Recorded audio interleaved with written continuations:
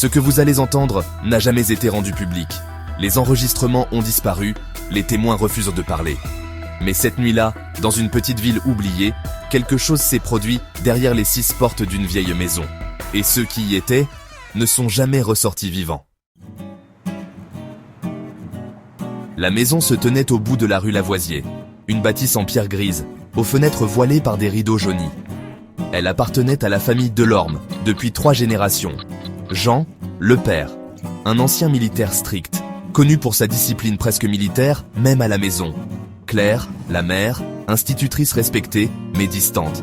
Et les 2 enfants, Camille, 14 ans, et Hugo, 9 ans.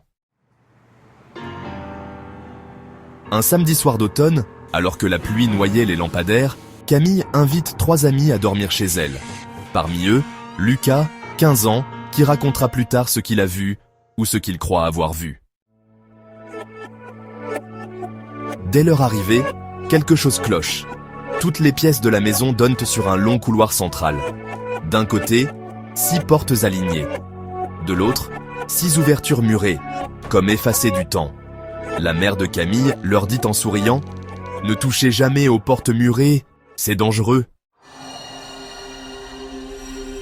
Vers 2 heures du matin, alors que tout le monde dort dans le salon, Lucas entend un murmure. Ce n'est pas un chuchotement humain. C'est un murmure métallique, comme si les murs eux-mêmes respiraient. Il se lève, traverse le couloir. Les 6 portes murées sont glaciales. La 4e tremble légèrement, puis un coup sec. Boum! Une voix grave souffle derrière. « Laisse-moi sortir !» Il recule, le souffle court. Camille apparaît derrière lui, livide. « T'as entendu? Toi aussi. » Elle explique que depuis des années, son père interdit qu'on s'approche. Selon lui, derrière, il n'y a rien. Mais elle sait. Les portes donnent sur de petites pièces, toutes condamnées après l'accident. Chaque année, à la même date, les voix reviennent. Cette nuit-là, elles sont plus nombreuses. « Laisse-moi. Aide-moi. » Les coups se font plus violents. Hugo, le petit frère, arrive avec une vieille clé rouillée. « Papa n'est pas là, on peut ouvrir. » Lucas hésite. Camille tremble. Si on ouvre, on saura enfin. La clé tourne difficilement. Un grincement. La porte s'entrouvre. Une odeur de fer et de poussière humide envahit le couloir. À l'intérieur, une petite chambre éclairée par une ampoule nue. Et dans un coin, une silhouette agenouillée, le visage tourné vers le mur. Elle respire, lentement. La silhouette se retourne. C'est Jean Delorme. Son uniforme militaire est couvert de taches sombres. Ses yeux sont vides. Vous ne deviez pas ouvrir. Tout devient flou. Lucas se souvient d'un hurlement, de coups, de portes qui claquent.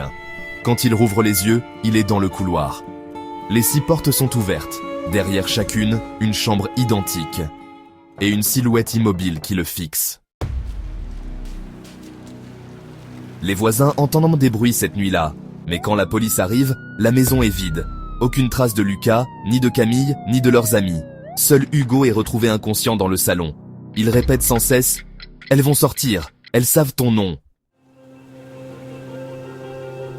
À partir de là, le récit devient une enquête. Dans les archives de la gendarmerie, on retrouve 3 interrogatoires filmés. Le premier est celui d'Hugo, 9 ans, interrogé par un officier en civil. L'officier commence doucement. « Hugo, peux-tu me dire ce qu'il s'est passé cette nuit-là » L'enfant baisse les yeux, joue un peu nerveusement avec ses mains. « Papa, il n'était pas vraiment papa. » L'officier tente de creuser. « Qu'est-ce que tu veux dire » Hugo hausse les épaules. « C'était une autre personne. Il avait la même voix, mais pas les mêmes yeux. » Dans le deuxième interrogatoire, Lucas est assis face à un policier plus direct. « Lucas, vous dites avoir vu Monsieur Delorme derrière une porte condamnée. Expliquez-moi. » Lucas tremble, puis il boit une gorgée d'eau. « Il n'était pas... normal. Je crois qu'il vivait là depuis longtemps, qu'il n'était jamais sorti. » Le policier le fixe, penché en avant. Pourtant, ses collègues disent de l'avoir vu il y a 2 jours en ville. Lucas secoue la tête. Alors, c'était quelqu'un d'autre. Le troisième interrogatoire est celui d'un voisin, Monsieur Girard. Il parle lentement, comme s'il pesait chaque mot. Les Delorme. Ils avaient un secret. J'ai vu Jean sceller ses portes de mes propres yeux, il y a des années. Et ce soir-là, j'ai entendu les portes s'ouvrir, une à une. L'expert en comportement criminel qui analyse les bandes dit remarquer des signes de dissociation chez Lucas, perte de repères temporels, récits décousus, gestes automatiques.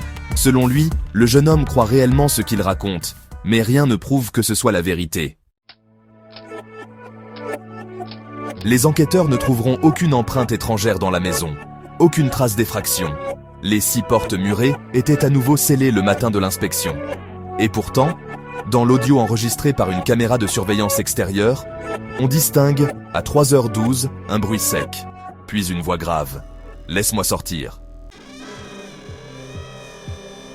Jusqu'à aujourd'hui, personne n'a rouvert la maison aux 6 portes. Mais si vous passez dans la rue Lavoisier par une nuit de pluie, vous pourriez entendre ce même murmure, tout près de votre oreille. « Laisse-moi sortir ».